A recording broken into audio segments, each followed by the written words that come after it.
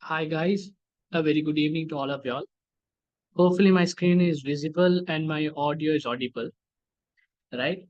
So we are done with Cabelloco, and today what I have planned is to focus on Greco, which was tested in March, June 2023, right? Without wasting further time, I have planned to finish it off within an hour or 1 hour, 30 minutes max. So let us directly move into our requirement as how we proceed.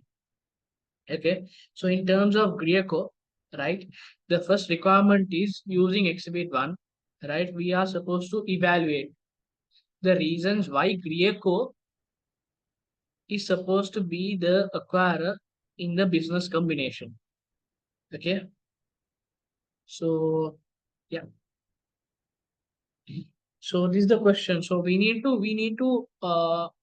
identify out of the Exhibit 1, we need to identify who is the acquirer. Is it Greco or is it Layout Co? Right? And we need to discuss it for 10 marks, right? 10 marks means we do not need to have it as a discussion. I would rather say that we should have it, we should evaluate. Evaluate means each and every point we must, argue, saying that whether this acts as an evidence that he is an acquirer or not. If that is so, hopefully that you all have understood the question. Let us move on to our paragraph of Exhibit 1. Right. As always, this is a listed company. It's a parent company. The year end is 31st December. Yeah. So that's one of the information that is needed. Right.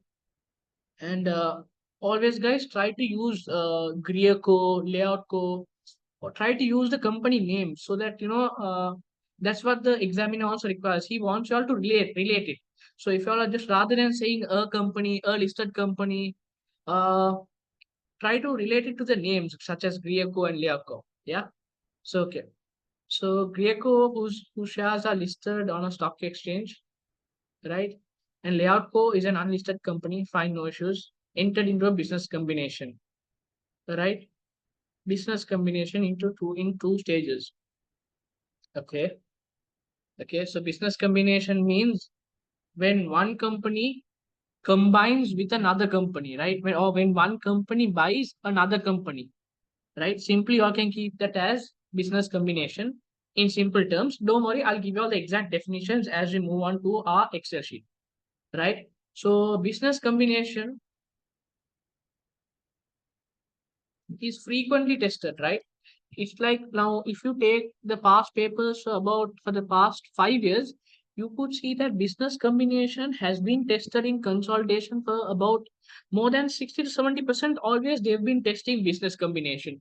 So make sure that you all are confident with that. This one, it is IFRS 3. All right, make sure you all are confident with this. Right. So okay. On 1st Jan 2007, okay, fine. They have bought on 1st Jan 2007. Okay. On 1st Jan 2007, Greco purchased 35%. Right? If they are purchasing 35%, all of y'all must know that this 35% indicates a significant influence. If significant influence is indicated, this is known as an associate. Associate. Right? 35% is called as an associate. Right?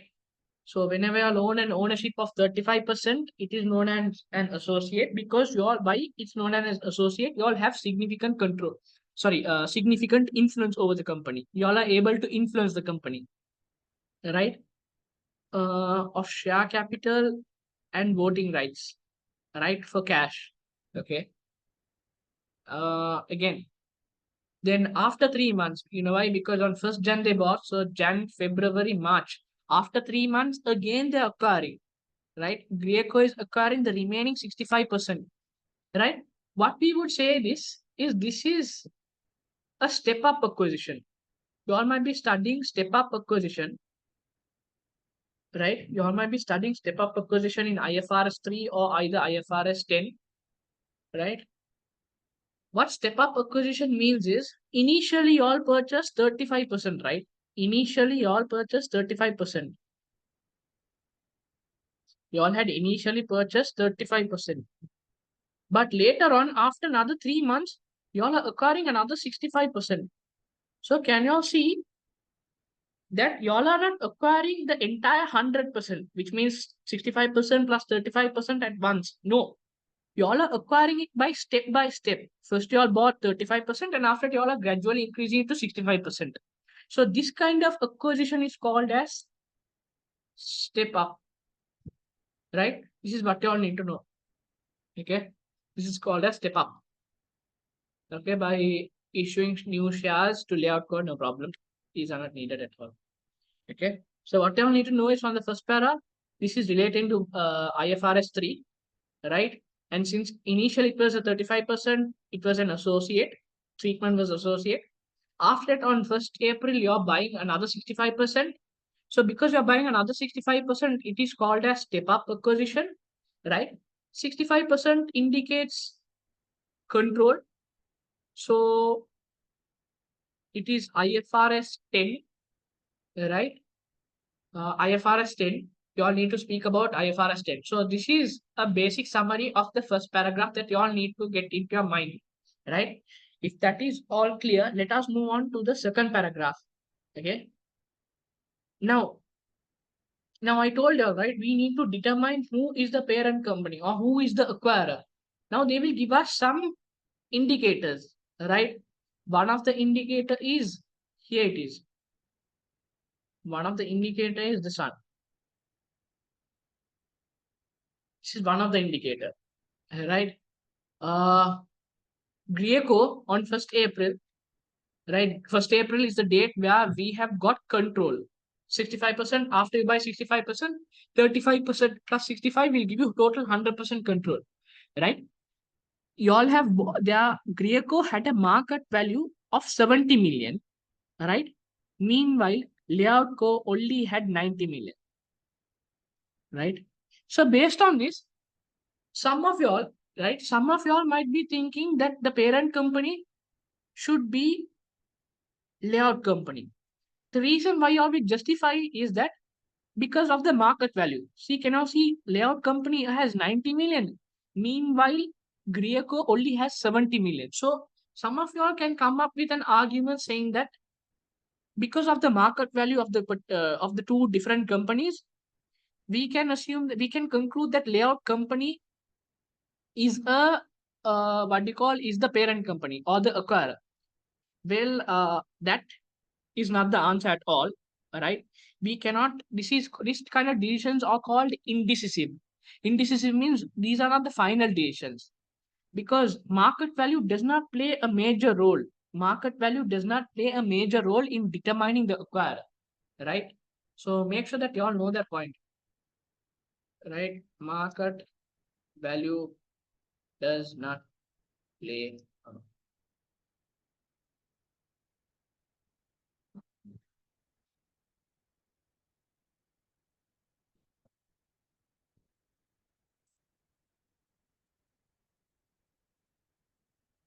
Right? So this is one of the points I would give because meanwhile we start reading all of us we will assume that okay because he Layoutco has 90 million. Yes, Layoutco is the acquirer because he has a larger number of market value, right? That cannot be that cannot lead us to a conclusion, right? So moving on, what I would say is another indicator is I forgot another indicator is here.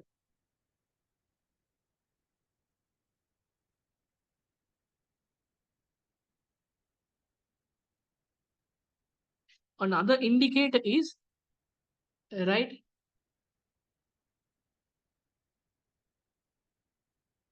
Another indicator is the entity that pays cash. The entity that pays cash, right? This is the second indicator.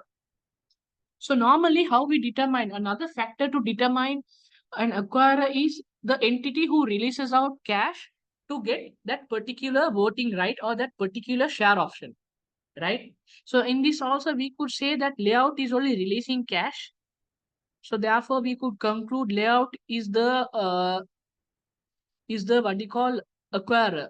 of this particular business combination, right? So that is another indicator. So always make sure that you all have valid points and after come to a conclusion. Yeah, that would be great. After that, moving on, Grio business represents 44% and Layout Co business has 56% of the total value, right? Now you all see, layout plus Greer. Both are forming a combined entity, right? Out of this combination,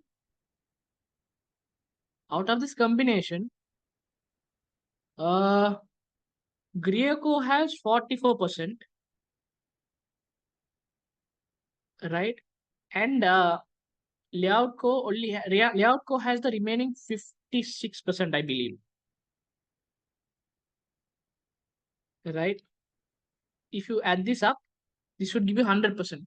So out of this also, you all can see,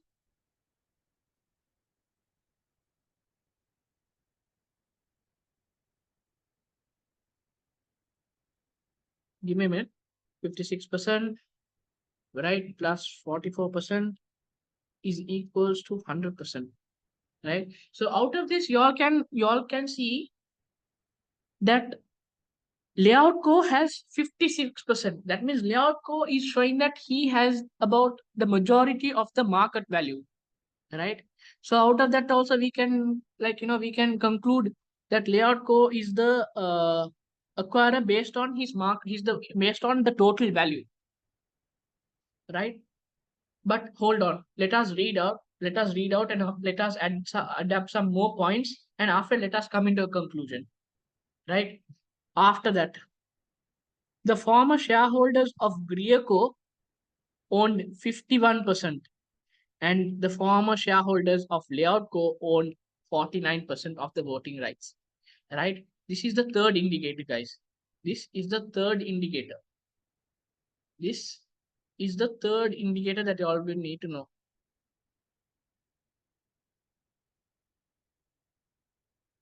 right? This is the third indicator. Third indicator is the company that has the highest voting rights or slash control, right? Based on this, you all can see now. So far, you all were telling me that Layout Co was the what do you call Layout Co was the parent, right? Or Layout Co was the acquirer based on because Layout Co paid cash. Number one factor. Number two, Layout Co had a significant market value of 90 million. So we decided, I mean, we had a semi-constructed conclusion that Layout Co was the acquirer. But now the tables are changing, right? Can you all see here? Can you all see here? Layout Co only has 49%. Meanwhile, Greer Co has 51% of ownership, right? Ownership means that he is able to control, right? This also you all will be studying in IFRS 10 control, right? You all will be studying IFRS 10. So this is also another point that you all need to indicate or include in your answers, right? And so a summary about this paragraph is there is a market value, and based on the market value, we are able to get an idea that Layout Co is the acquirer, right? But a deviation comes here in the third line. A deviation pops up. What's the deviation? Layout Co only has 49% of the voting rights. Meanwhile, Grio has 51% of the voting rights, right? So now we are a bit puzzled, right? Now we are a bit puzzled because there are 2 points in favor of Layout Co and 1 point in favor of Grio. Okay. Okay. So let's move on to the final paragraph and let us decide after that. Let us decide after that, right? Reading on. The purchase agreement provided for the new board of directors combined entity comprises 6 board members of Grio, and only 2 board members of layout co, right? So it is 6 for 2, right? This is also another indicator.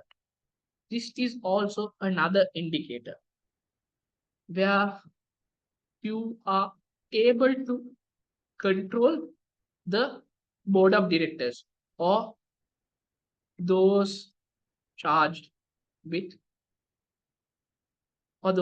governance who take operative and financial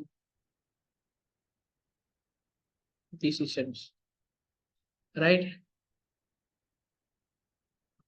So out of this, when you all are looking in, you all are able to identify that Grio has 6 board members of board of directors, right? And only Layout Co only has 2 board of directors, right? You all know, let me show that also. You all know the organization structure, right? Normally, it's the chairman. Normally,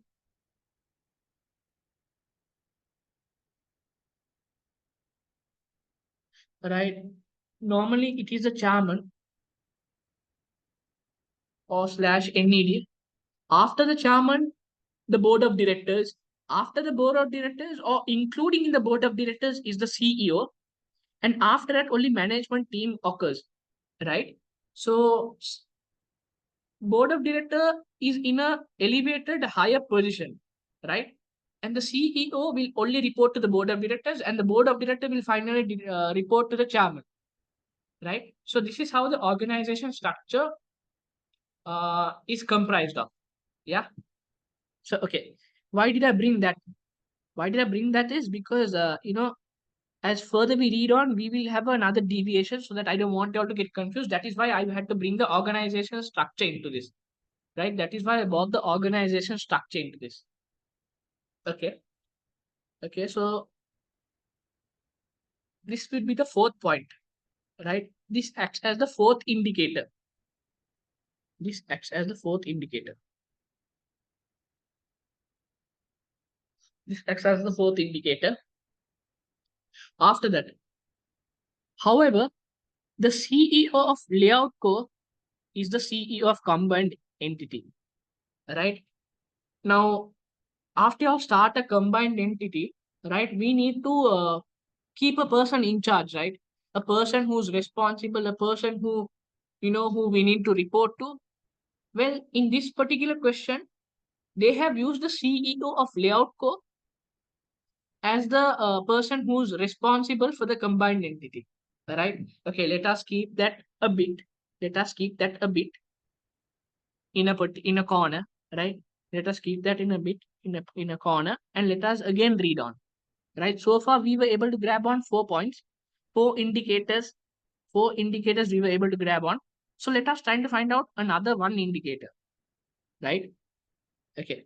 The board of directors nominates. Who nominates the members of management team, right? Now, there is a team called the management team, right? Who works under the CEO, right? According to the organization structure, uh, there's a chairman. After that, there's a board of director. After that, there's a CEO, and right under the CEO, there's a management team, right? In this question, in this particular question, they are saying that this particular management team is nominated by the board of directors, right? It is nominated by the board of directors. That means these people are going to assign the management team, right? These people are going to assign the management team. But, okay, let me change on the pen to a red color. But CEO has significant influence over the selection of team. Now, you all might be, based on this point, some people might be, you all might be into confusion. What confusion? The board of directors are the people who are nominating or the people who are selecting. But all the decisions are based on the CEO, right? So the CEO does a recommendation part. He acts like a recommend. He will go and recommend. Okay, look at this board of directors. I see these people fit for the management team, so you recommend or you assign them based on my opinion. So based on this, you all might be thinking that the CEO, because of his significant influence, he seems to be the acquirer, right? Because CEO is part of layout co. So therefore, we can assume that he seems to be an indirect acquirer, right? Because why? He is the one who's pulling out the strings, right? He is the one who's recommending. He is the one who's able to significantly influence the board of directors on the nomination of the management team. So, based on that, some of us might think, okay, yeah, even though the board of directors are going to nominate the members of the team, they are nominating on the basis of CEO's recommendations or CEO's wordings or CEO's opinions. So why not can't we make Layout Co as the acquirer, right? So you all might have so many arguments. Finally, the management team comprises of the CEO, right? CEO is part of layout. CEO is part of layout, and five other members, three from Greer and two from layout co. So that means I told you all, right? There is a management team, right? A management team which was approved, which is nominated by the board of directors under the recommendation of CEO. Well, that management team comprises of three members from Greco and two members from layout. Okay. Don't forget, don't forget, don't forget, uh, don't forget that CEO is also part of this management team, right? So even though they are only showing you all two members from layout co, you all need to add the CEO as well to layout co.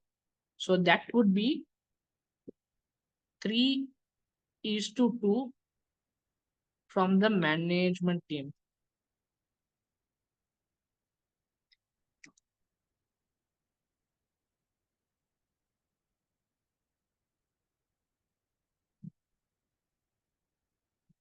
Let me put it in a blue color. Yeah. Okay. So now, how will you all go and decide? Now, again, let me move back to the question so that you all are now able to listen. Right? We have found out multiple reasons, right? We are in the process of evaluating them. Okay. And after we evaluate, we are going to identify who is the acquirer. Is it layout or Greer? Right? So by jotting out all these points, we are going to counter attack for a 10 mark. We are going to try for a 10 mark. Right? Okay. Let's try that. Let's try that as well. Always, as I told, the best approach is, you all go and read the marking scheme. So you all know how the examiner is going to allocate this 10 marks. Right? So examiner says that if you all are going to discuss IFRS 3 principles, he will give you all a maximum mark of 5. And if you all are going to speak about application of IFRS 3, right, and related to the scenario, you all make sure that you are related to the scenario, right? He's going to allocate an 8 mark. But you all know that 5 plus 8 is equals to 13, right? But only the maximum amount that can be given to you all is 10. What would I say is that remaining 3 is a grace mark. Is a grace mark. So if you all don't relate it also the question, right? If you all just write general assumptions, if you all write just general standards, you all might be able to get that 1 or 2 mark. Okay? Okay. Now I know that whatever I told here, for some you all might understand, right? For some you all might understand. For some, it might be like Greek, right? It might be like Greek because you all have not read IFRS 3 or IFRS 10, right? So what I would advise is before attempting this particular question, go and have a look at IFRS 3 and go and have a look as well as at IFRS 10, right? so that you all will know what are the contents and what you all are supposed to write. Okay. So now what I have given here are these are the pointers, right? These are not the answers. These are just pointers, simple mere pointers by myself. I have read, my head has been constructed that okay, for this particular question, I am going to answer like this. These are the points that will be included in my answer screen. Right? Okay. So first of all, I will give you all some tips as well. Okay, I will give you all some tips as well. The examiner is speaking about something, a word. He's speaking about a word called acquirer, right? So first of all, I need to define what is the meaning of an acquirer. Let me again repeat it. Now I need to get this 10 marks question, right? So I need to keep about 4 or 3 marks of general assumptions or general definitions. So my first general definition would be they are speaking about a particular word of acquirer, right? So I need to go and define the meaning of acquirer, right?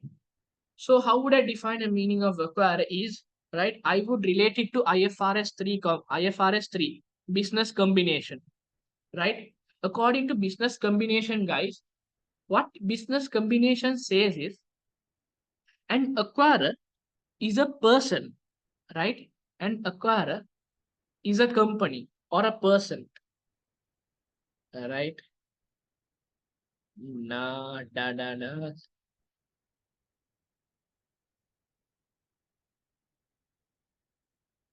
He has a nose as well as a mouth, right? He can be a person or he can be a company. An acquirer can be a person or a company. Uh, don't judge me based on my drawings. I never had a creativity part so far, right? So this is a building, right? This is a building. This is a building. This is a building, right? So what does IFRS 3 says is an acquirer is a company or an entity that purchases another business, right? Keep it quite simple. Keep it quite simple. An acquirer is an entity that purchases another company or another business, right? That is all you all need to define in terms of acquirer, right? Let me show the answer scheme as well. So you all might be thinking that I'm bluffing. If I write only this much, I might be able to will I be able to get the 1 point? Let me show that as well. Let me show that as well. See, y'all are only targeting for 1 mark, right? So here the 1 mark is. Here the 1 mark is. The acquirer sets a method out of IFRS 3 data is applied from the viewpoint of acquirer. Okay, here it starts, from here it starts. The acquirer is the entity obtaining control over an acquiree, right? Which meets the definition of a business. Okay. So even though my words did not contain all of this, right? It had few. I bought in IFRS 3, right? I defined acquirer, right? Uh, is a business, acquirer was a business who obtained control over another business, right? Simple as that. Simple as that. I just defined, right? And I will get that 1 mark, right? I forgot to tell about the control. Let me mention that as well. Control, right? When an entity that purchases another entity's control, right? So if I include all of this, I'm going to get that 1 mark that is needed, right? So now, okay, I have grabbed now 1 mark. So now how many marks I need? I need an addition of another 9 marks, right? Don't try to always score 10 out of 10 well that no one has achieved so far. So just try to get about 8, 7. It would be ideal to pass, right? So all we need 50 and above, right? So we need another about 7 or 8 marks. Okay, how are we going to get the remaining this one? How are we going to get the remaining marks that is needed? Okay. After that, after that,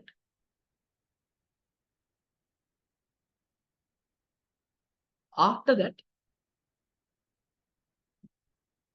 now in order to decide that this person is an acquirer or not, right? We need to determine some factors. If you are right, that factors also, you will be able to get a mark under under the name of general assumptions, right?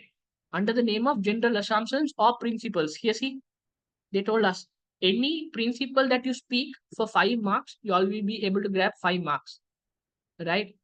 So if you all speak any factors, if you all are going to indicate any factors of how do you all determine an acquirer, you all will be able to get another 1 mark, right? So what are the factors that is used to determine an acquirer, right? As I told you all, the entity that pays cash, number one, right? And number two, the entity that has the power to appoint board of directors, right? Number three, the entity that has the largest market value. Number three. Number four, the entity that has the largest voting rights or ownership, right? If you all include that, you all will get another second mark. Okay. So here it is. This point is going to get you another mark.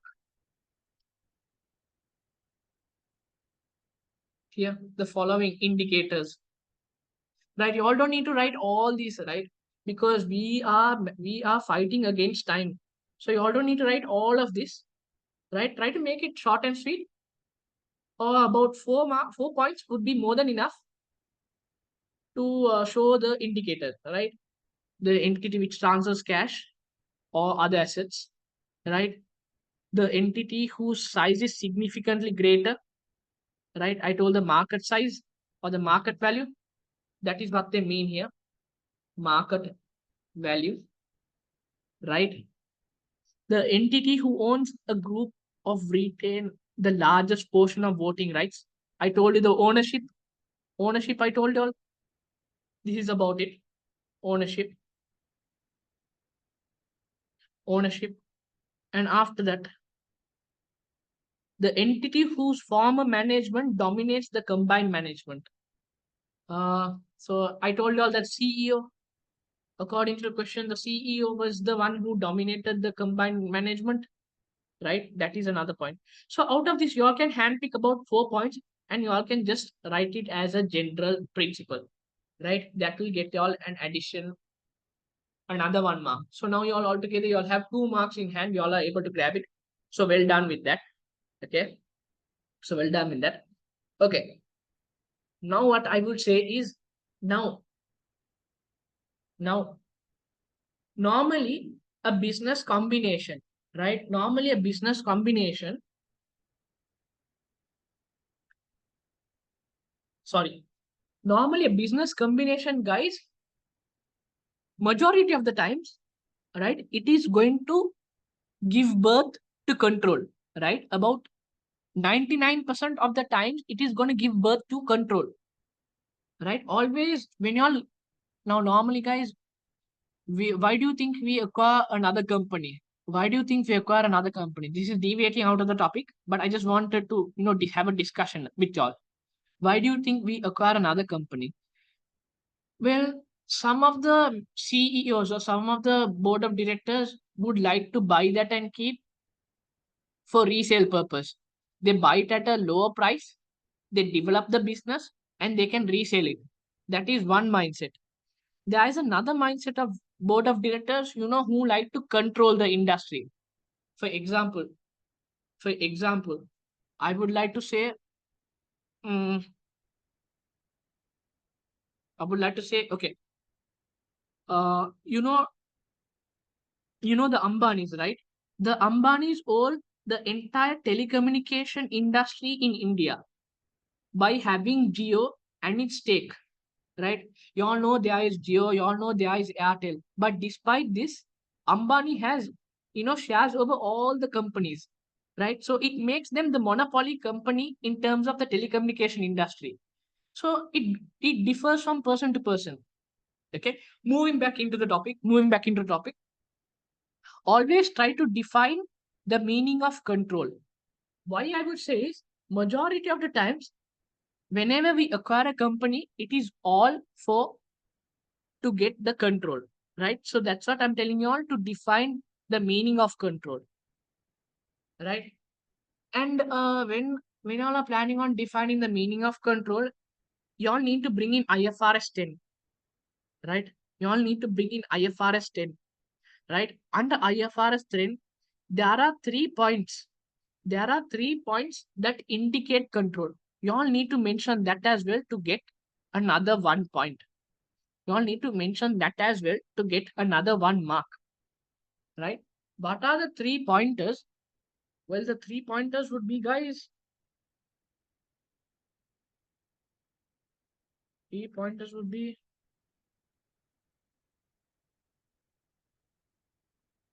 A, B, and C. The 3 pointers would be is, one, you all should have significant power over the investee or the company, right? Number two, you all should have the power to get variable returns. Let me first write it down. Well, I have written it here, but this does not look in a presentable manner, so I'm writing it down again, right? And after that, I will explain what these 3 indicators mean, right? And the final point, you all should have the right to influence the variable returns. Okay, what I mean by these 3 pointers are, these 3 points need to be satisfied for us to gain control. These 3 pointers need to be satisfied for us to gain control, right?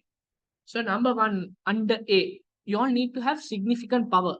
That means you all need to have about 60% of the voting rights, 51% of the voting rights, or you all should have about 75% of the voting rights, or 100% of the voting rights, right?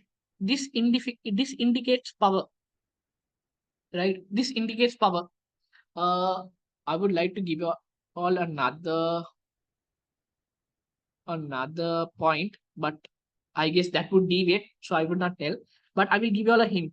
It's there in IFRS 10, right? Sometimes organization with less than 51% also can have control. Go and read it. It's there on your study text. You all can go and read it. So go and read that as well.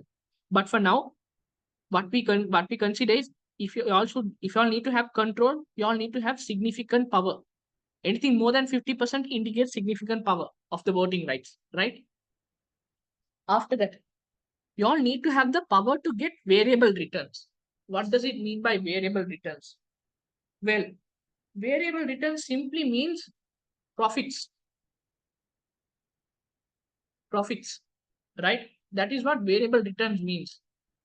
Now, see, I told her, right? Normally, I don't just go and invest in a company. Will I go and invest in a loss-making company? No, because my one of my ultimate motives is to earn profits, right? And variable profits. What do they mean by variable profits? See, none of the companies would like to earn 100 million in 2006, again another 100 million in 2007, again 100 million in 2008. No, I don't want repetitive profits. I want my profits to have a stable growth. For example, in my very first year, I earned a profit of 100 million. Okay, fine. But next year, I'm going to earn an addition of 20%, about 120. After that, I'm going to earn another, what I would say, another 40% of profits. So I want to have sustainable profits. I don't want to have a constant profit.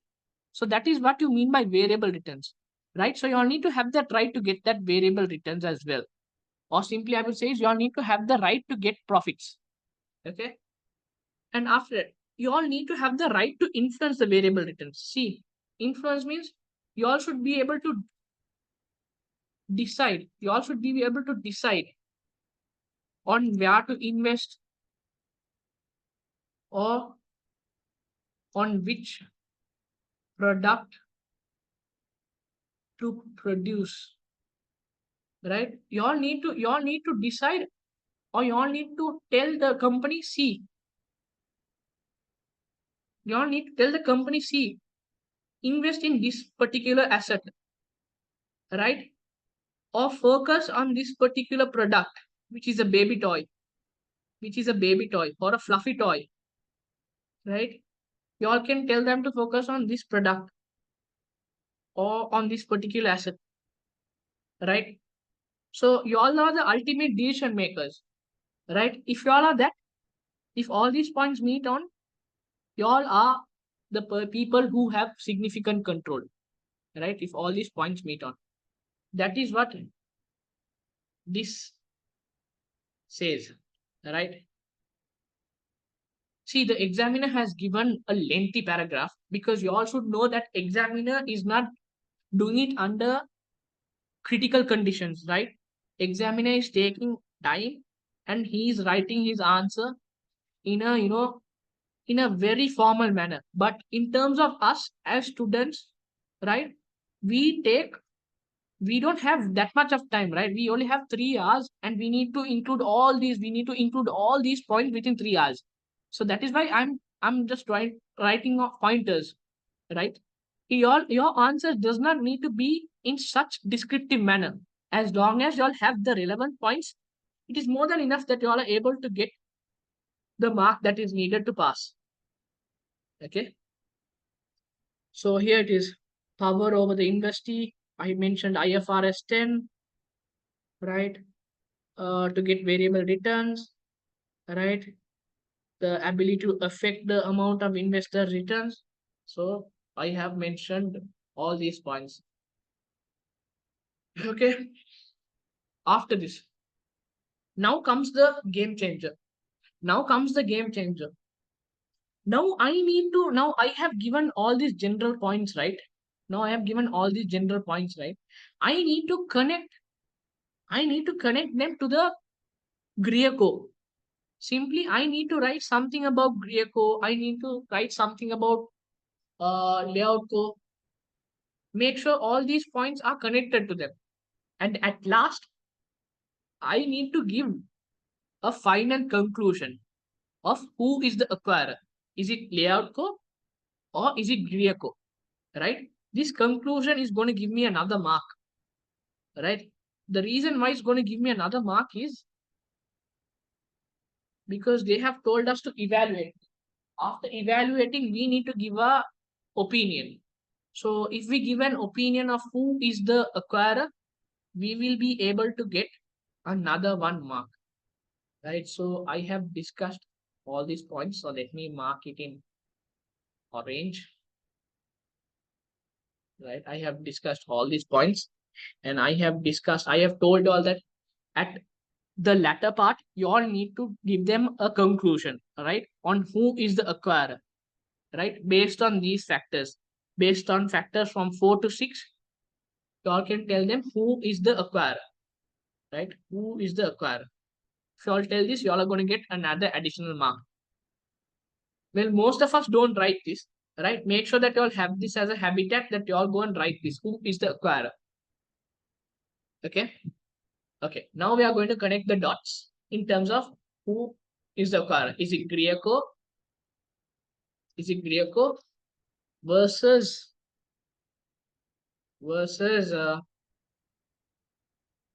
layout? Right. Okay.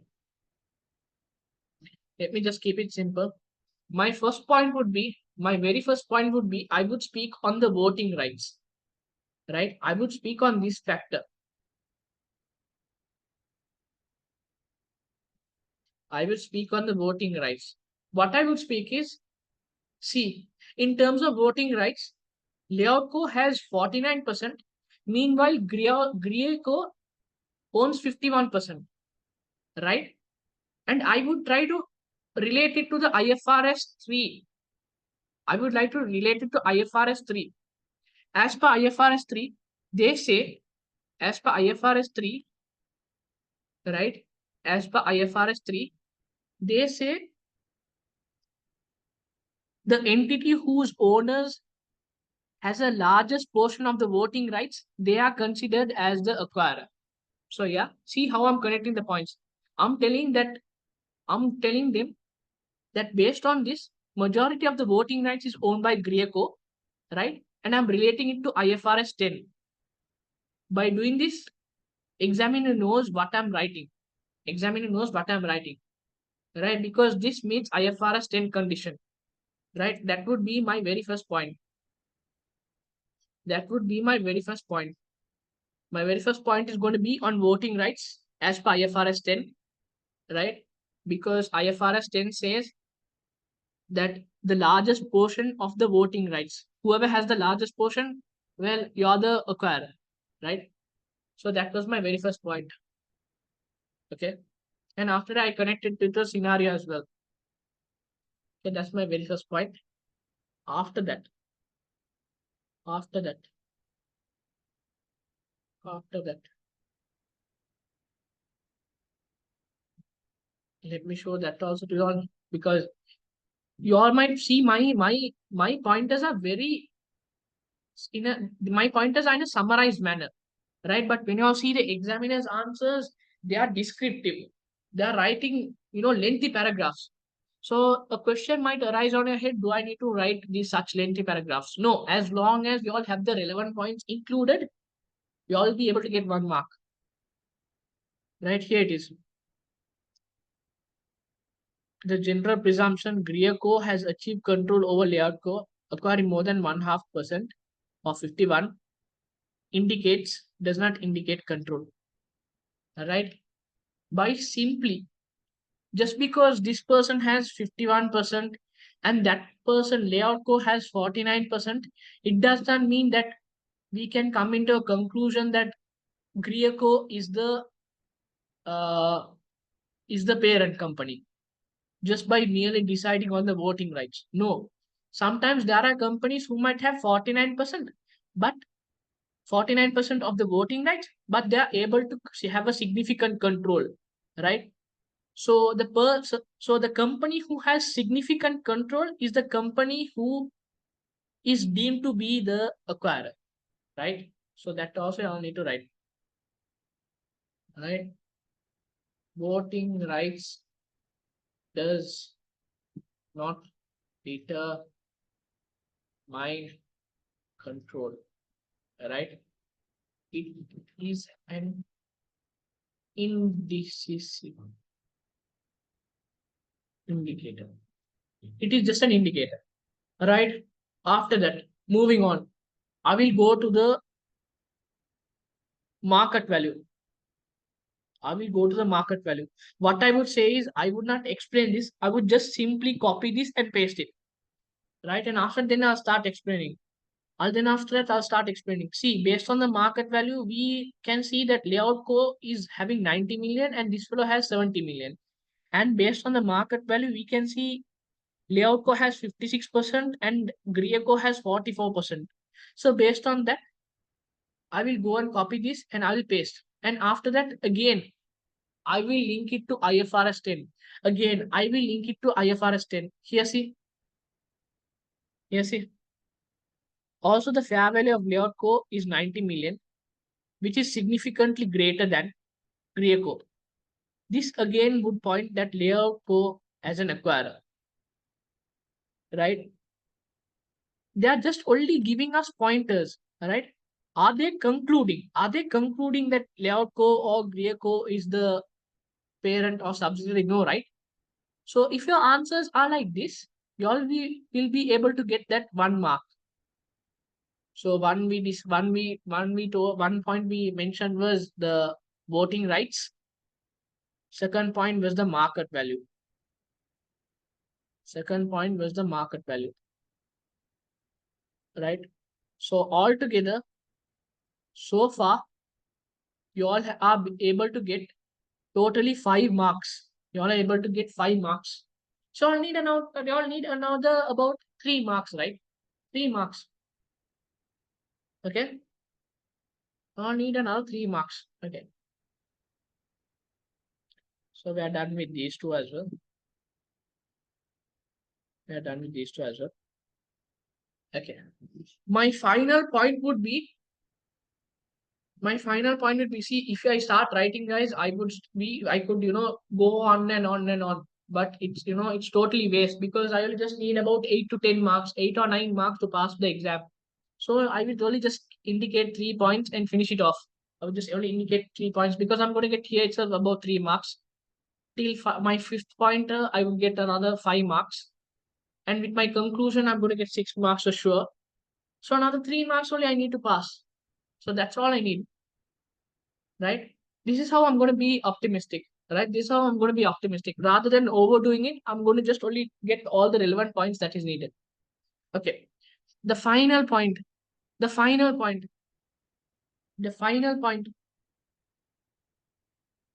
What you all need to speak about the final point is, yes, here, the entity whose owners have the ability to elect or appoint or remove the majority of members of the governing body, right? I told you the board of directors.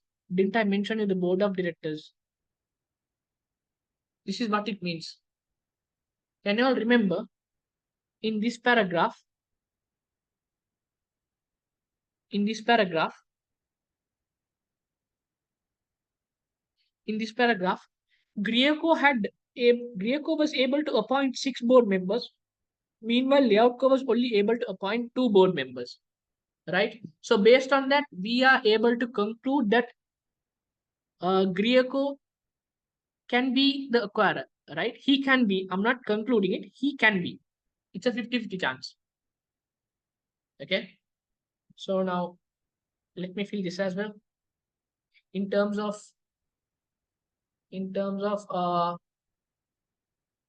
power to appoint, this person is the higher one. In terms of market value, layout co is the higher one. In terms of uh, voting rights, this person is the higher one, right? Okay. Another point that I could discuss is the final point: the entities whose former management dominates the combined management. Here it is. Can you all see here? The management team, CEO is the person who's dominating the management team. CEO is the person who's managing the management team, right? So, sorry,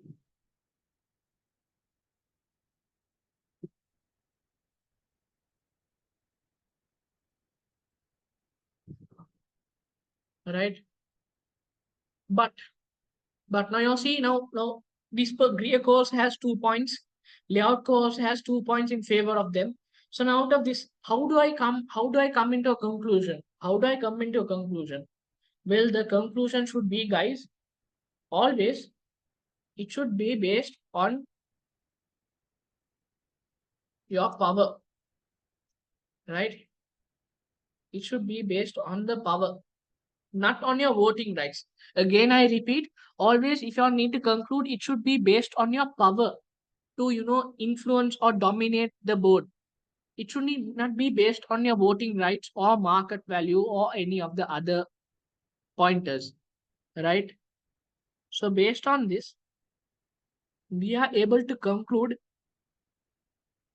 Okay, how are we able to conclude? How are we able to conclude? How are we able to conclude? See, fine. I can agree that with majority of y'all might be saying that the CEO has significant influence, but he has significant influence over whom? Who does he have significant influence? CEO has CEO has significant influence over the management team, right? But CEO needs to is he is under the board of directors. Okay, CEO is under the board of directors. Even though he's able to manage or even though he's able to significantly influence the management team, he is not significantly able to influence the board of directors. Board of directors are the ultimate decision makers after the chairman, right?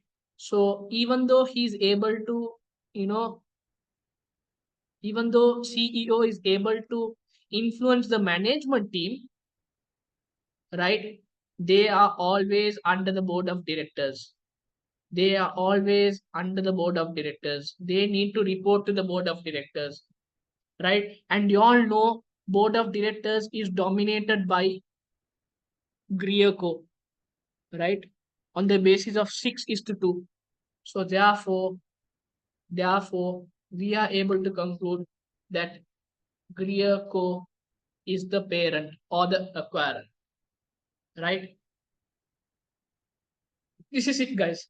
This is it in terms of question number one. This is it in terms of question number one, right?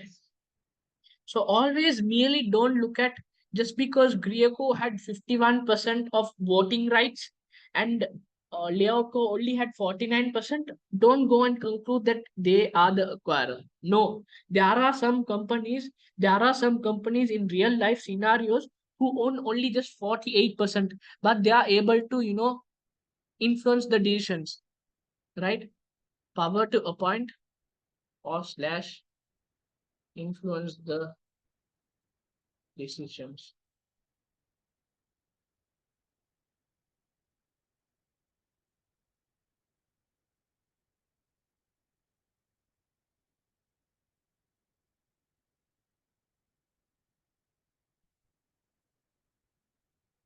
Yeah.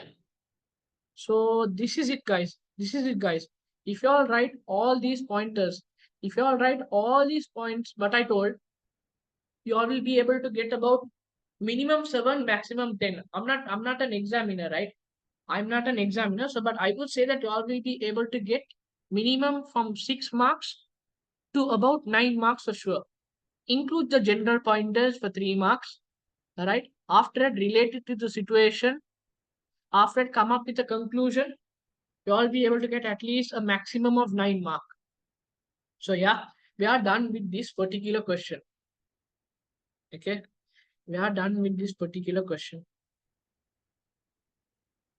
Okay, so take about 3 minutes of break. Take about 3 minutes of break, and after let us resume our classes at again 9:30.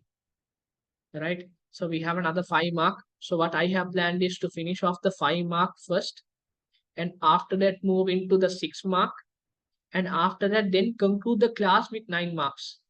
I hope this would be fine with you all, right? Don't worry, this is not one-on-one basis. I'm recording this session so that you all could see. I'm recording this, so there is no participants in my class as of now because this is not a live class. This is simply a recorded class, right? But if you all have any doubts, you all could drop it onto the comment section, right? So let me pause and again let us resume the class at 9:30.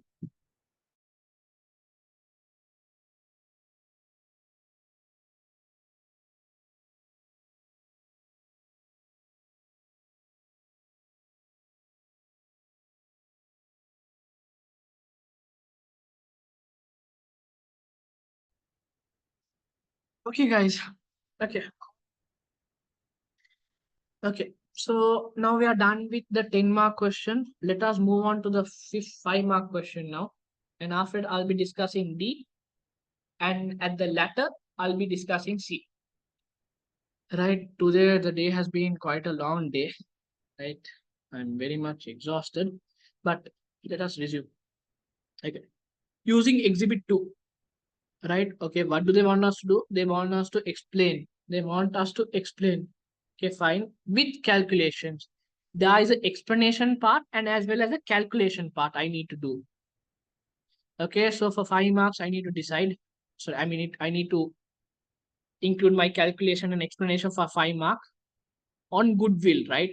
On goodwill on the acquisition of Layout Co. on 1st April, right? And how they will be determined within the consolidated statement of Greer Group for the year ended 31st. Okay, they want, simply guys, what they want is they want us to calculate and explain how do we calculate goodwill because on 1st of April, and how do we include them in the consolidated statements as at 31st December 2007. It's a simple question, right? It's a simple question, right? Okay, I'm going to read it to you all. Now, this second exhibit and first exhibit does not have any relation at all, right? Don't confuse yourself. Neither this second exhibit or the third exhibit has a relationship, right? All of these are separate questions or requirements, right? Okay. On 1st January 2007, okay, this would be, I guess, the year beginning, nah? Yeah, it's the year beginning because 31st December is the closing period. On the 1st January 2007, Grio paid 34% for 35% of ownership, right? He's only getting 35% of ownership. So when you get 35%, obviously it's less than 50. So you all need to treat them as an associate. You all need to treat them as an associate, right? That's the first point.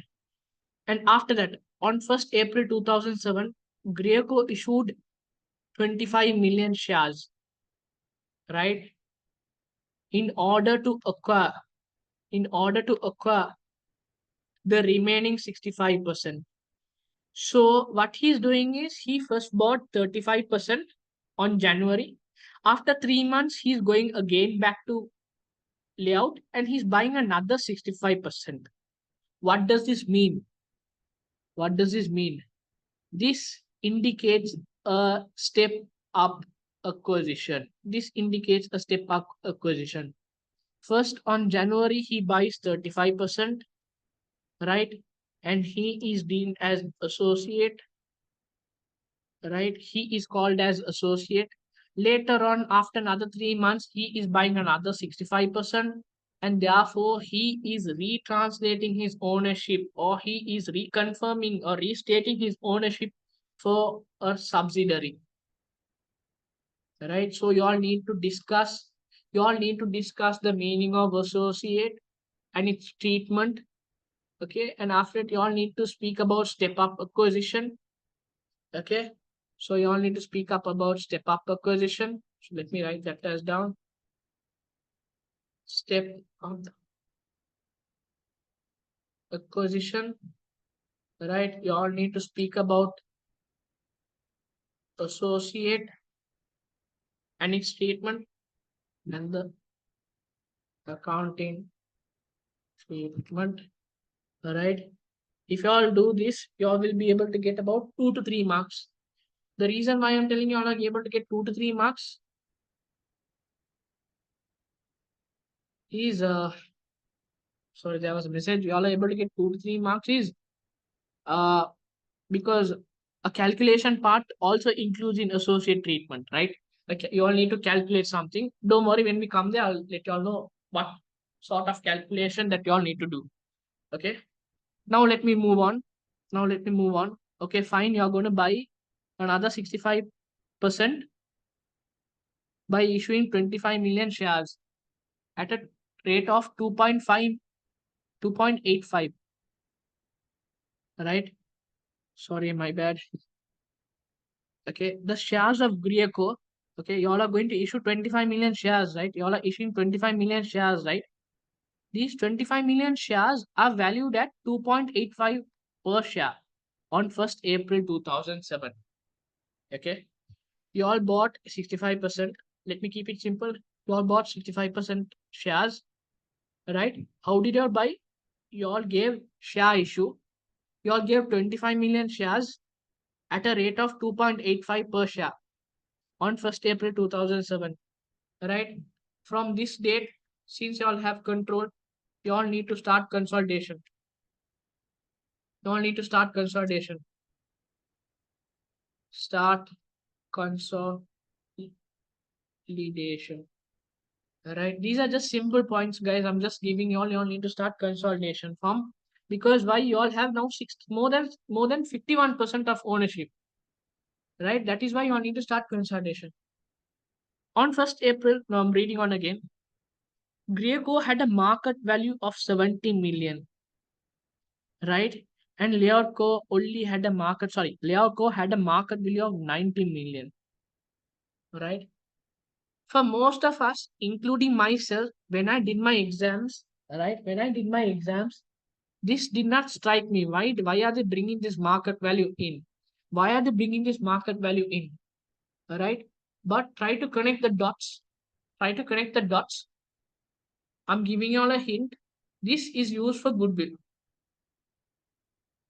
Goodwill calculation. This is used for goodwill calculation.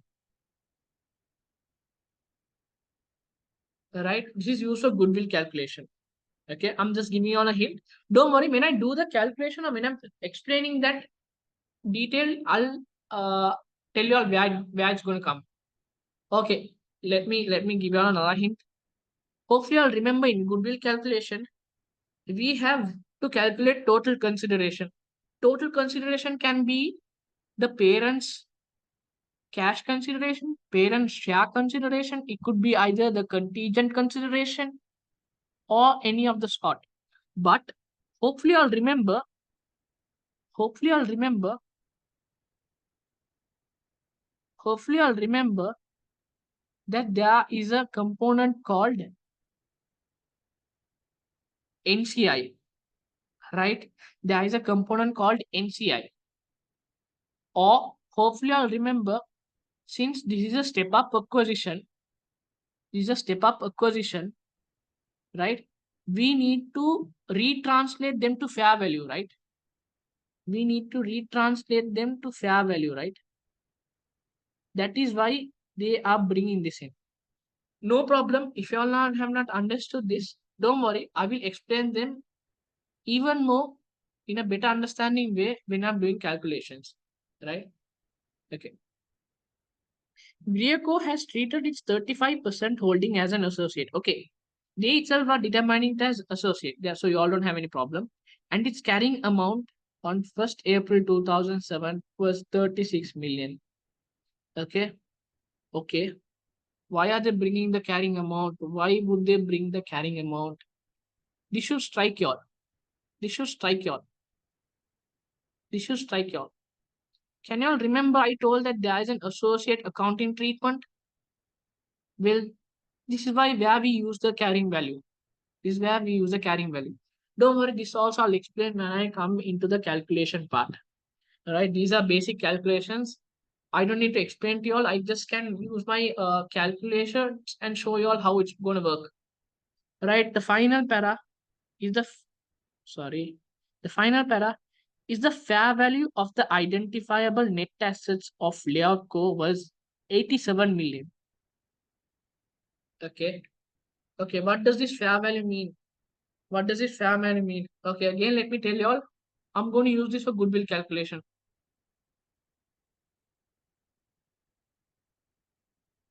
Right? This is there.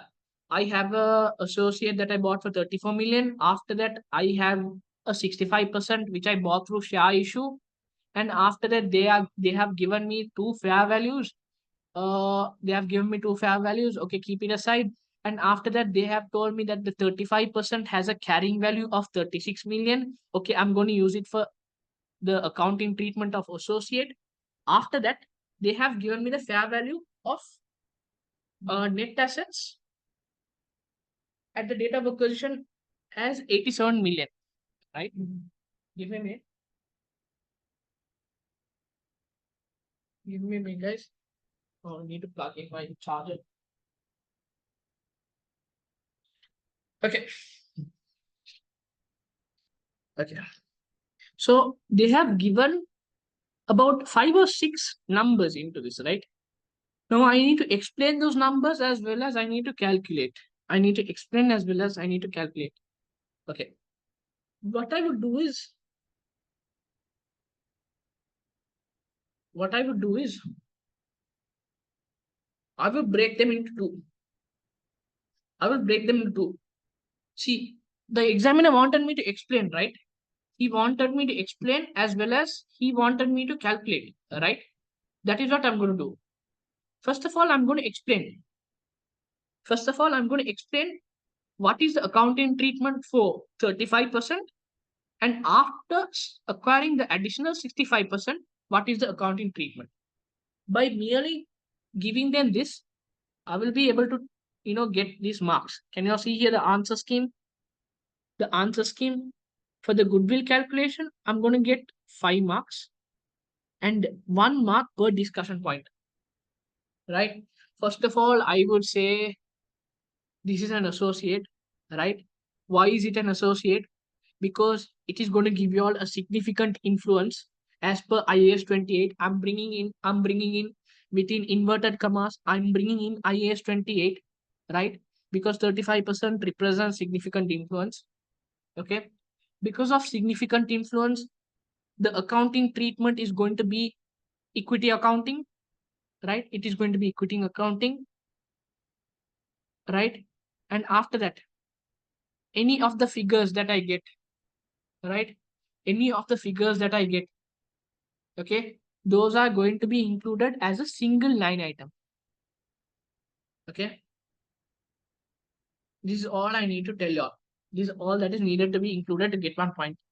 Now, you all might be thinking, you all might be asking from me, why do I need to indicate as a single line item?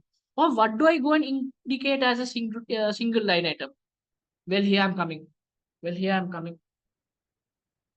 Well, first of all, see, now getting, when y'all are investing in a company for 35%, listen properly, okay? When y'all are investing in a company for 35%, right? Y'all are going to get some profits, right? Right? At the year end, say the company made a profit of 100 million. Out of this 100 million, guys, 100 million profits, right? The company needs to give you all also a share. A chunk of profits needs to be given to you all as well, right? So you all will get a share of profits of 35% because you all had an ownership of 35% into 100 million group profits. You all will be getting 35 million share of profits, right? This share of profit is for associate, right? This needs to be recorded as well as hopefully I'll remember that I told y'all there is an accounting treatment that y'all need to treat. There is an accounting treatment that y'all need to treat when y'all are disposing the 35% and y'all are acquiring the 65%, right? It is called, what y'all need to think is, all y'all need to think is, let me come for that also.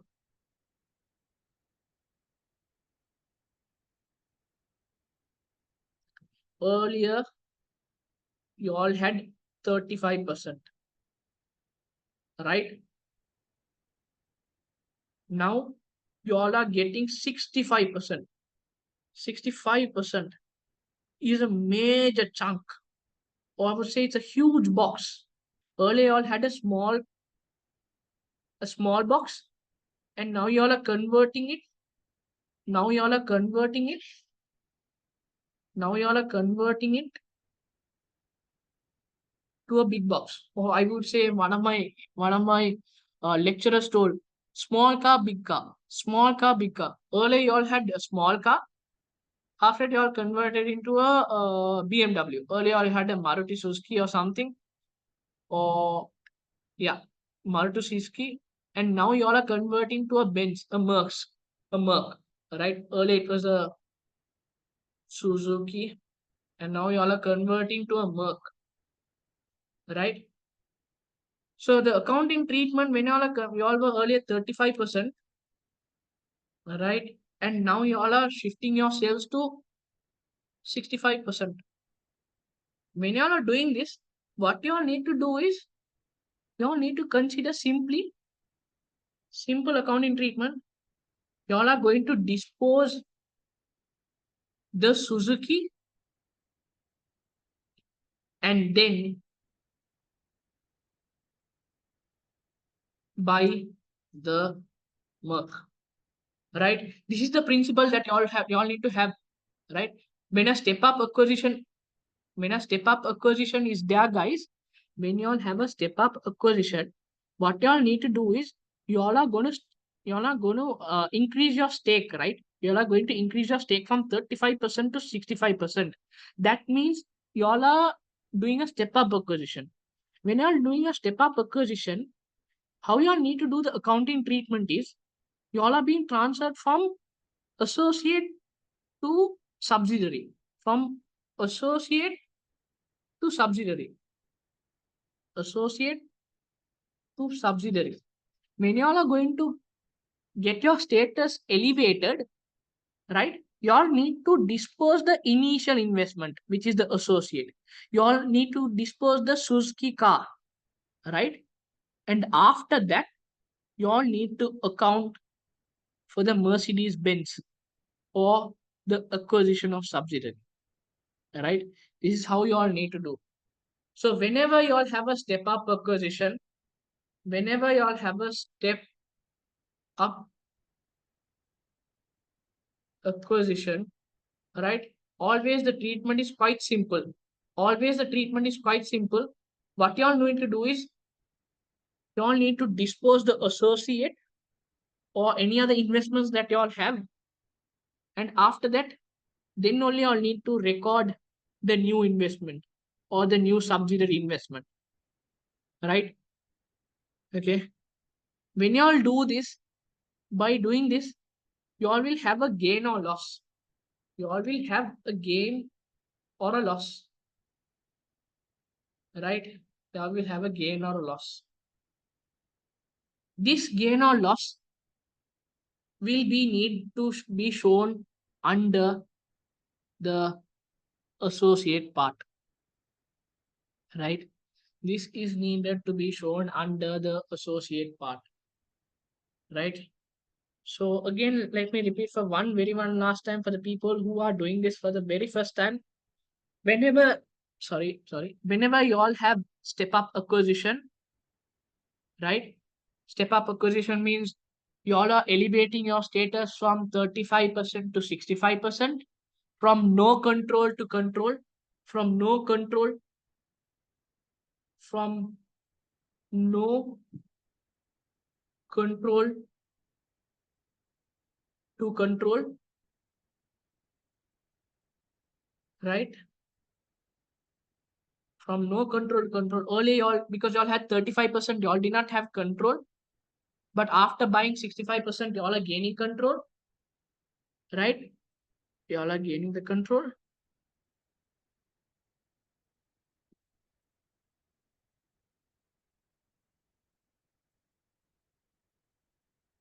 You all are gaining the control, right? Whenever you all have a step up acquisition, when you all are having a step up acquisition, right? And when you all are going from no control to control, right?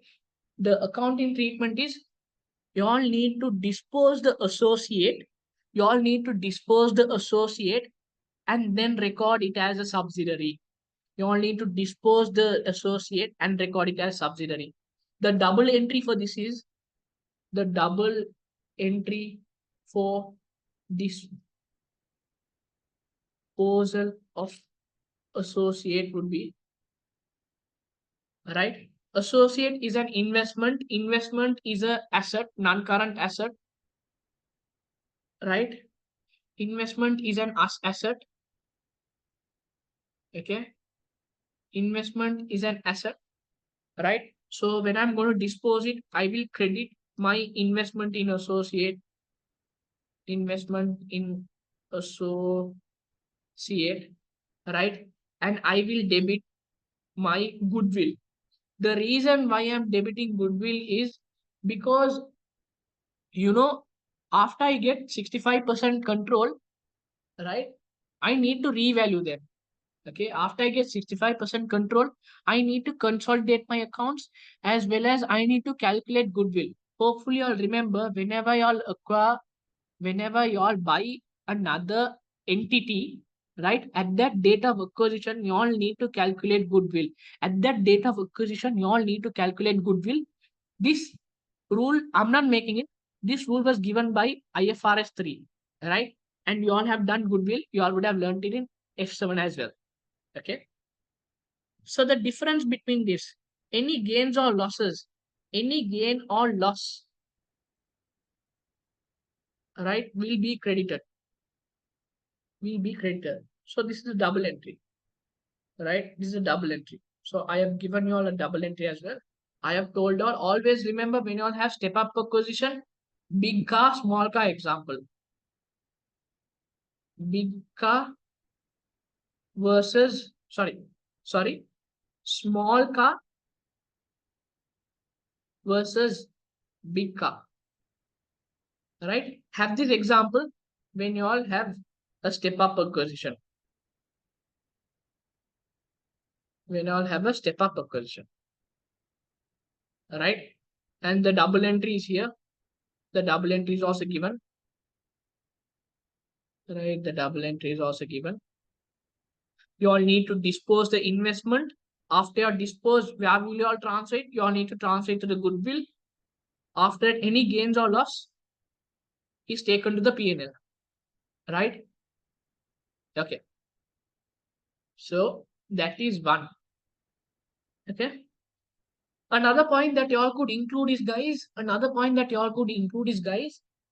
what you all need to include is IFRS 3 says, IFRS 3 says, when you have a step up acquisition, IFRS 3 says, when you have a step up acquisition, that means from no control to control, right? When you all have a step up acquisition, or when you all have a no control to control, that means from 35% to 65%, from 35% to 65%, right? You all need to revalue them again to fair value, right? You all need to remeasure or revalue them to fair value. This is a rule. This is a rule, right? This is a rule as per IFRS 3. Whenever you all have step up acquisition, right? The existing investment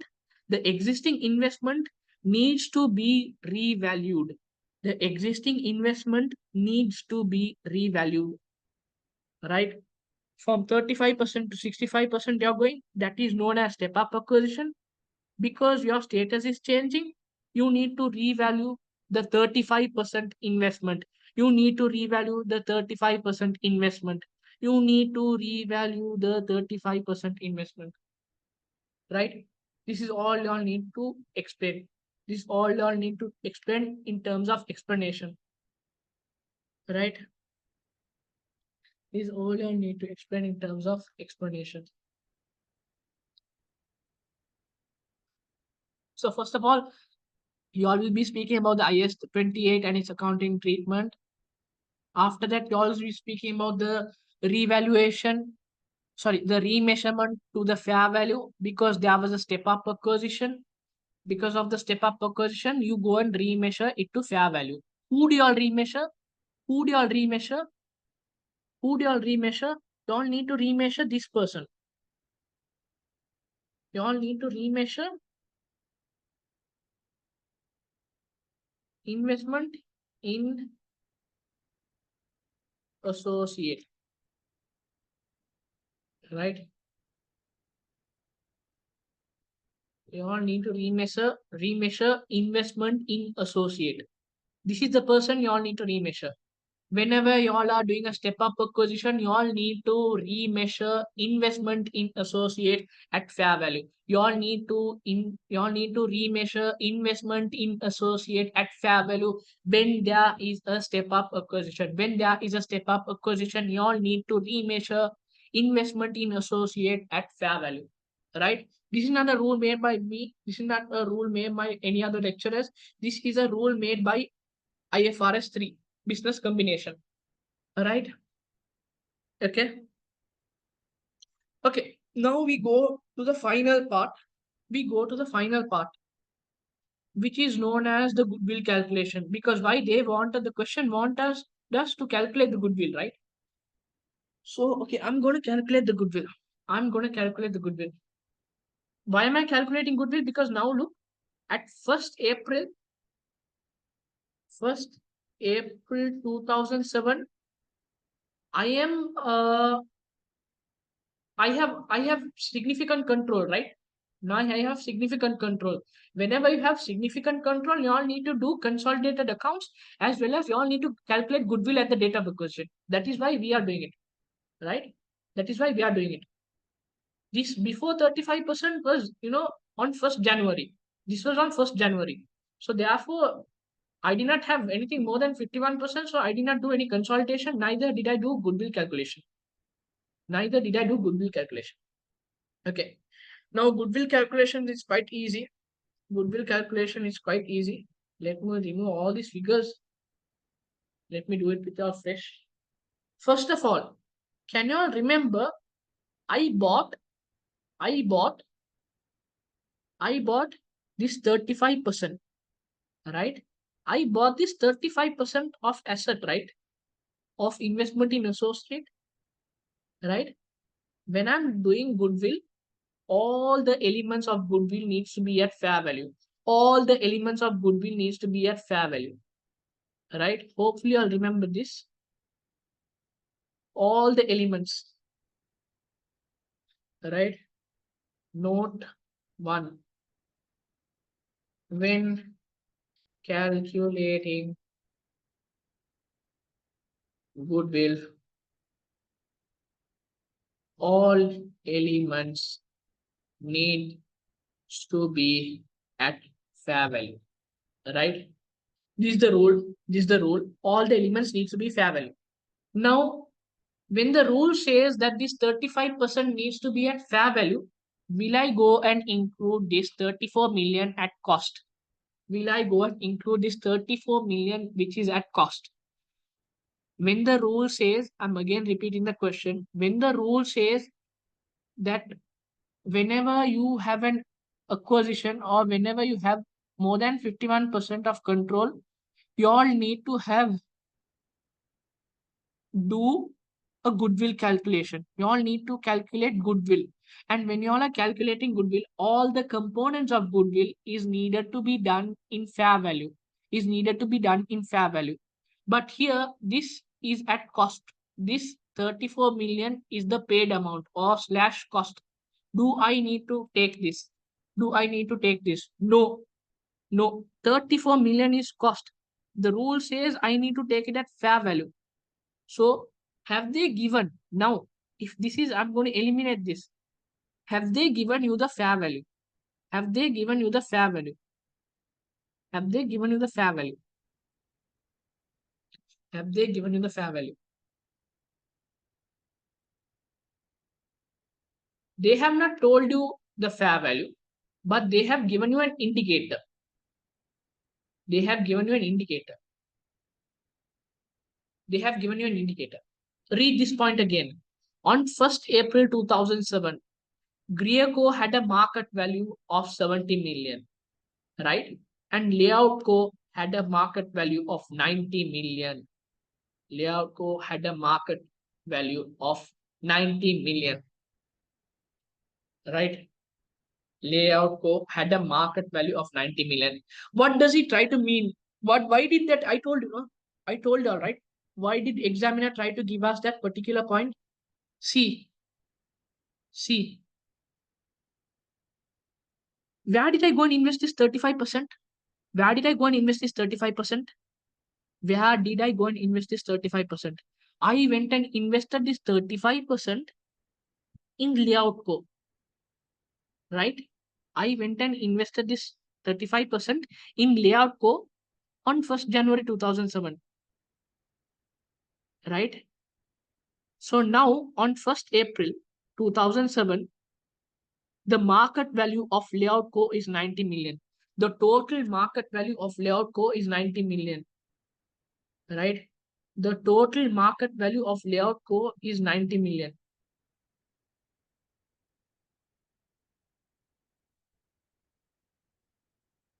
Or don't need to draw. Right? Where did I go and invest this 35%? I invested this 35% in Layout Co. Right? 3 months back. Now I am standing on 1st April 2007. Right? Now the market value of Layout Co is 90 million. Right?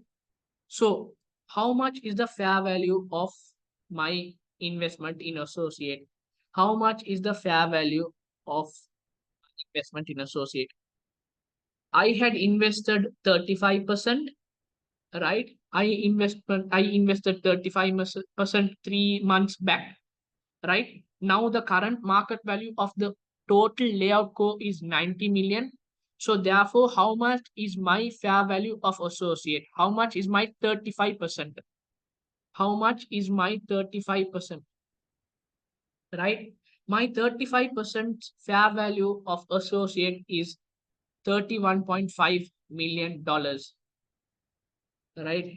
It is in dollars. It is in dollars. Right? Hopefully, I'll understood how we got this calculation. Right? The examiners did not tell us. Normally, the examiners give us the fair value of associate. Right? But this time, the examiner did not give us the fair value of associate. So we needed to calculate. How did we calculate is we went, right, and we saw we had invested in associates for 35%. And where did I go and invest? I had invested in Layout Co. I invested in Layout Co. Right? Now I'm standing on 1st April 2007. I'm on 1st April 2007 doing my goodwill calculation. And when I'm doing my goodwill calculation, the market value was 90 million. Whose market value was 90 million? Layout Co's market value was 90 million. So therefore, I only had 35% of Layout Co, 35% of Layout Co, 35% of Layout Co. So out of 90 million total market value, I only had 35%. So my fair value of investment in associate is simply 31.5 million. This is how I calculated it. This is how I calculated it. Right? For the people who have not got it, right, drop in the comment section or drop on the WhatsApp group where you are stuck, right? And I will help you all. Or what you all could do is you all could rewind or rewatch this video again. Okay? But after rewatching, if you all not have again understood, no issues, feel free to drop your questions or queries on the WhatsApp group. On the WhatsApp group. Right? This is how you all calculate fair value of associate when examiner has not given it. Right? When examiner has not given fair value. This is how you all calculate. Right? After that, simply basic goodwill calculation. It's basic goodwill calculation. After that, it is simply basic goodwill calculation. Right? How much are you acquiring this 65% shares? Right? You are giving a share consideration. You all are not giving through cash. The consideration is through share. Right? How much of shares you are buying? 25 million of shares at a price of 2.85. At a price of 2.85. Right? And now, do you all have NCI? Do you all have NCI? Do you all have NCI? Do you all have NCI?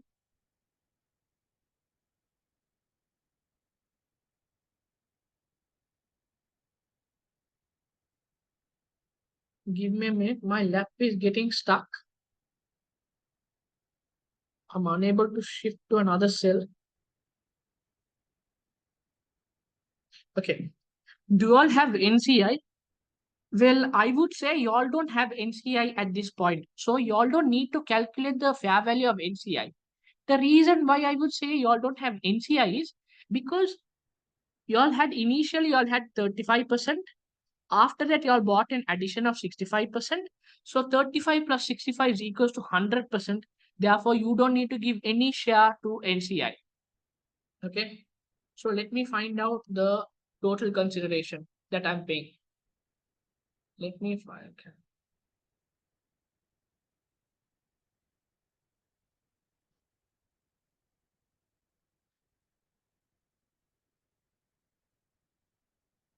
Give me a minute, guys. My system is getting stuck. Let me reload this page again.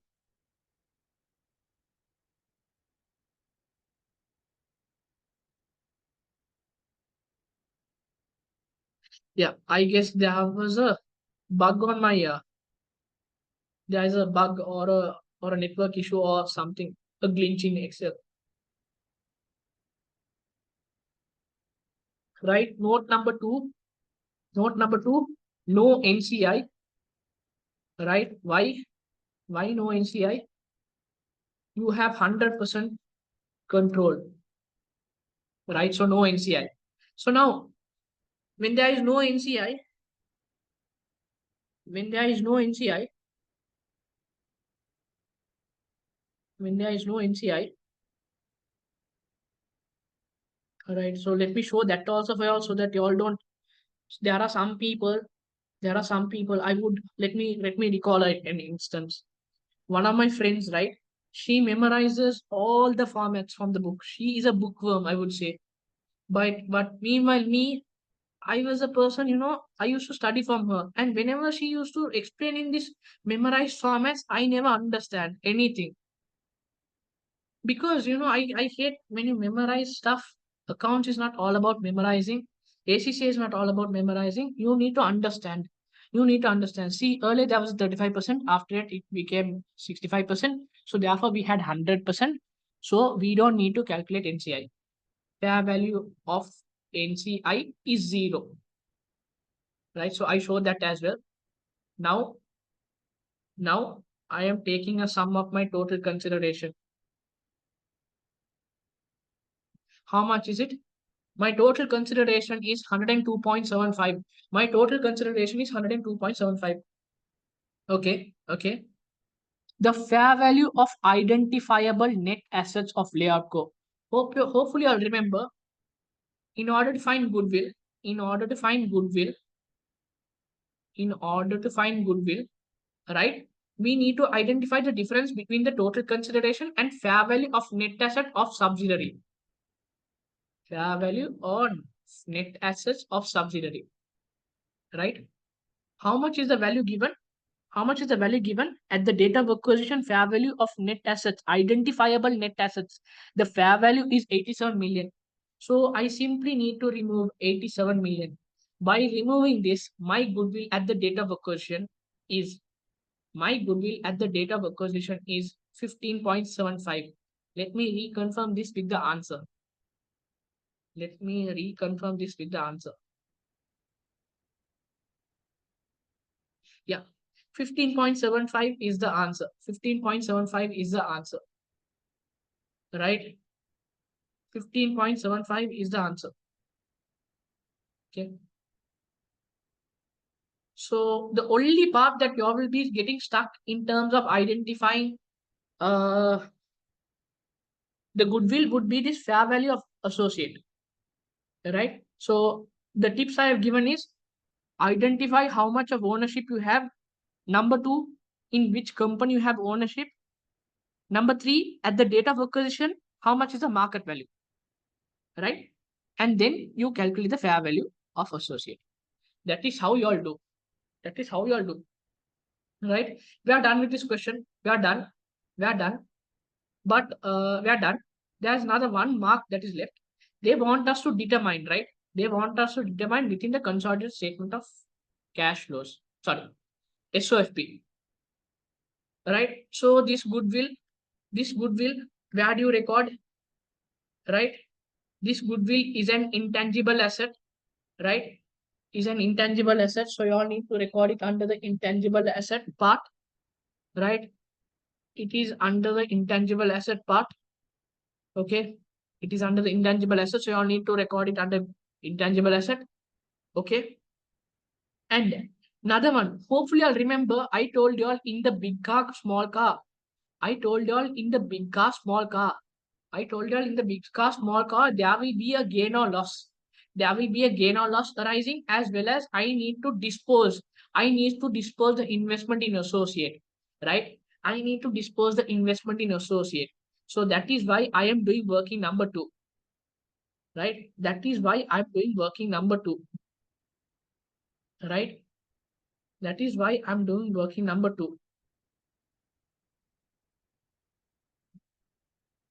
Okay. So working number two is, now see, I am disposing the initial 35%, right? How do I calculate the disposal gain or loss?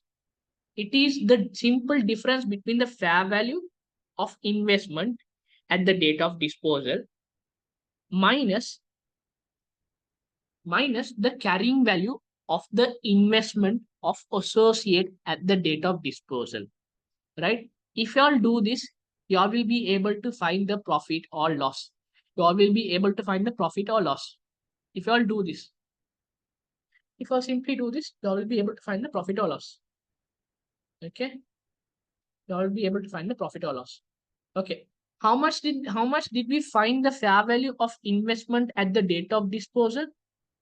It was simply 35 million, right? It was simply 35 million, right? It was simply 31.5 million, right? That is the fair value of investment in associate at the date of disposal, right? Now I'm looking at in the perspective of, I'm looking in the perspective of associate, 35% in the perspective of associate, right? So this is the fair value. Now, where will I go and find the carrying value? Where will I go and find the carrying value? Can I include this carrying value? Nope. I cannot include the carrying value of net asset. No. Hopefully, I'll remember there was one figure that we had not utilized in the calculation. We utilized this fellow, we utilized this fellow, we utilized this fellow. We utilize the market value figures also. Can you all remember? Here he is. Here he is. Let me bring a green color pen. Here he is. Green Crow has treated the accounting. Green Crow has treated it as 35% as an associate, right? And its carrying value on 1st April. This is the date where we disposed, or this is the date where we retransferred our shares into the subsidiary, was 36 million. So simply, what I will say is copy and paste, right? Copy and paste. Copy and paste. Simply copy and paste. How do you all find the, I told you all, when there is a step up acquisition, when there is a step up acquisition, from no control to control, you all need to consider yourselves as big car, small car example, right? Small car, big car example, right? From 35% to 65%. So you all need to dispose this off. You all need to dispose this off, right? You all need to dispose this off. You all need to dispose this off. When you're disposing it off, you all will buy another one. You all buy a big car. So because of that, you all will gain, you all will have a gain or loss, right? That is what we calculated under working number two. That is what we calculated under working number two. Hopefully, all have got this. Hopefully, all have got this. Okay. Okay. Right. So this, if you all explain, you all will get that 1 mark. You all will get that 1 mark. So that's it for the day. Right. That's it for the day. That's it for the day. I will upload another video of the remaining two questions. Right. I'll upload another video because I have another this one. Right. I'll upload the other this one. So final one I wanted to mention. I told you all, right, single items. This will be presented as a single line item.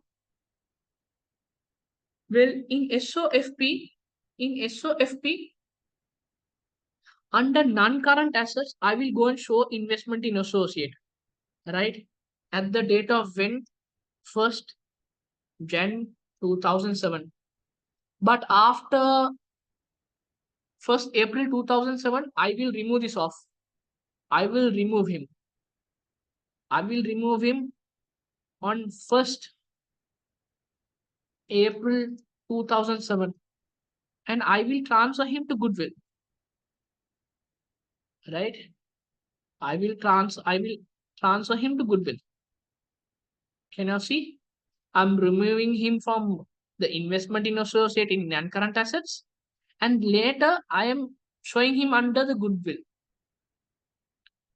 right? I'm showing him under the Goodwill. Okay. And I told her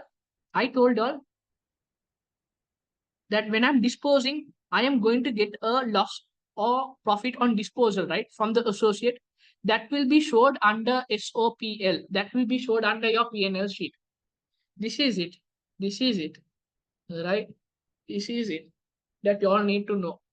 Right? Don't worry. I'll be dropping my this one. This will be uploaded in your Google Classroom as well as the YouTube. So you all could use this and you all could do these two questions.